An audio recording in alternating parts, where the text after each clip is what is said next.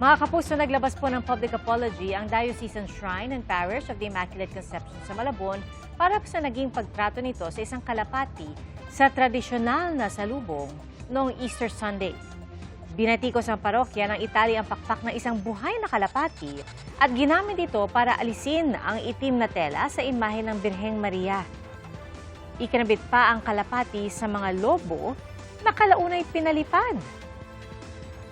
Sa isang pahayag, sinabi ng parokya na pinili nilang gumamit ng kalapati sa Easter salubong dahil mas ligtas ito kaysa sa paggamit ng batang nakakostyum ng anghel. Humingi rin sila ng paumanhin kay Caloocan Bishop Pablo Virgilio Cardinal David. Bagamat naroon daw ang kardinal, tanging ang pag-alis lamang ng belo ang nakita nito. Humingi rin ng paumanhin ang Diocese of Caloocan at sinabing tutol si Cardinal David sa ginawa ng parokya. Nangako na rin daw ang Parish of the Immaculate Conception na hindi na ito uulitin.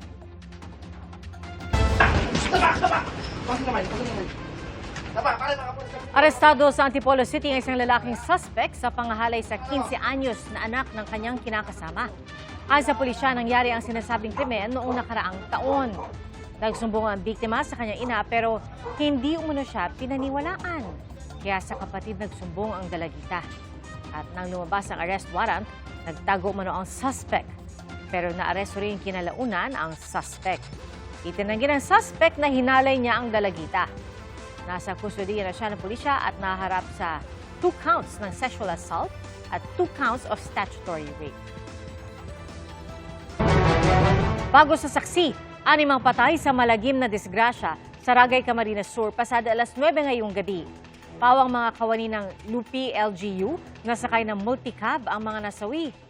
Batay sa investigasyon, nagkasalpukan ang multicab at ang isang pampaserong bus na galing Maynila. Iniimbestigahan pa ang ugat ng disgrasya.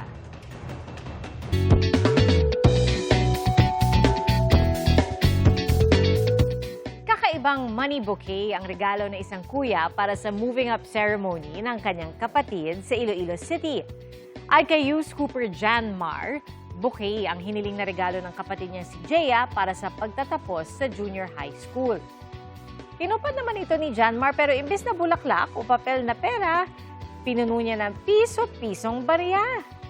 Worth it naman daw ang pagbuo niya nito kasama ang kanyang girlfriend dahil sa labis na tuwa ng kanyang kapatid.